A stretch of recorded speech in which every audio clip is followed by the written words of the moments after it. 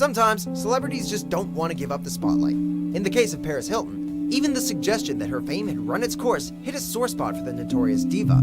As this ABC News interview went on and she was questioned if she felt threatened by the Kardashians' newfound fame, Hilton became more and more Hilton. Do you ever worry about your moment having passed? Sarcastic laughter and clipped, short replies hinted that the TV personality had just about had it with her time in the interview chair. When the reporter asked, "Do you want to wrap up?" Paris spared him an answer and simply got up and left. You want to wrap up? I was curious about one thing going back. Number 7, the Bee Gees.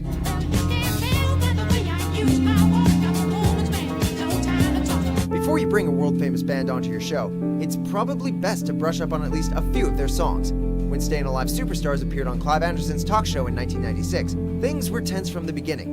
Singer Barry Gibb seemed to become especially annoyed with Anderson after the host mentioned he'd forgotten one of their hits from the past, and the pop star laughed before simply excusing himself and walking off stage. We had one at the same time called Don't Forget to Remember, which was I've forgotten that one. But yes, because you might. Yeah, of course. We're getting on like a storm, aren't we, Clive? Yes. In fact, I might just leave. Yeah. Oh, I've never had anyone walk out before, but... With a painfully awkward half-apology, the rest of the band slowly followed, leaving the stunned host all alone. Oh, well, I guess I better join them. Was it something he said? Number 6, Donald Trump.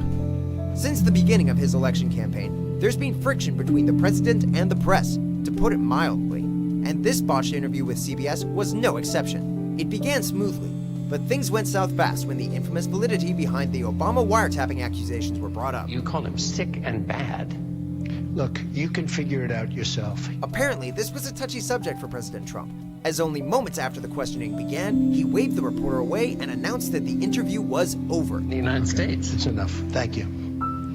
Thank you very much. To be quite honest, nobody was all that surprised. Can't talk anymore. No, can't talk anymore. Number 5, Robert Pattinson. Ryan Seacrest is no stranger to awkward moments. Well, I'm giving you a high five. But this red carpet weirdathon with the Twilight stars still makes us cringe. Chatting it up like old friends, the interview was going well until the radio host decided to poke at a taboo topic: Robert's relationship with his co-star, Kristen Stewart. What do you say to your fans who are desperate to know about you and your co-star, Kristen? What can you tell them? After an awkward pause, Pattinson's PR manager decided that enough was enough and spirited the teen heartthrob away, with Seacrest sitting shunned. But I was just cut off for the first time ever. Too bad, it didn't keep the Robson drama from blowing up all over the tabloids. Number 4, Naomi Campbell. A camera out of a producer's hand as she made a hasty exit. Thank you so much. Goodbye. Let's get up.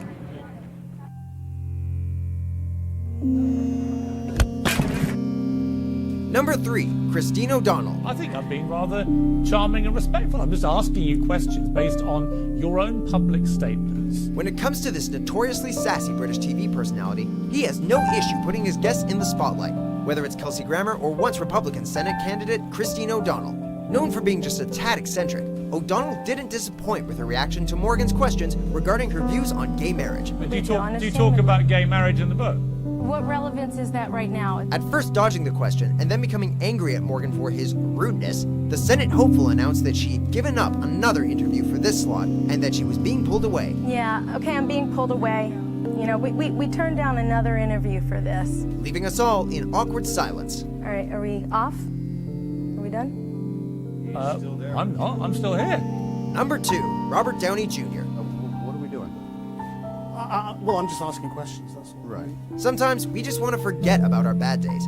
When Iron Man star Robert Downey Jr. sat down to promote his latest Avengers movie, we're guessing he wasn't expecting to be asked about his political opinions, his relationship with his dad, or his past experiences with drugs and alcohol. You've talked in other interviews again about your relationship with your father and the role of all of that in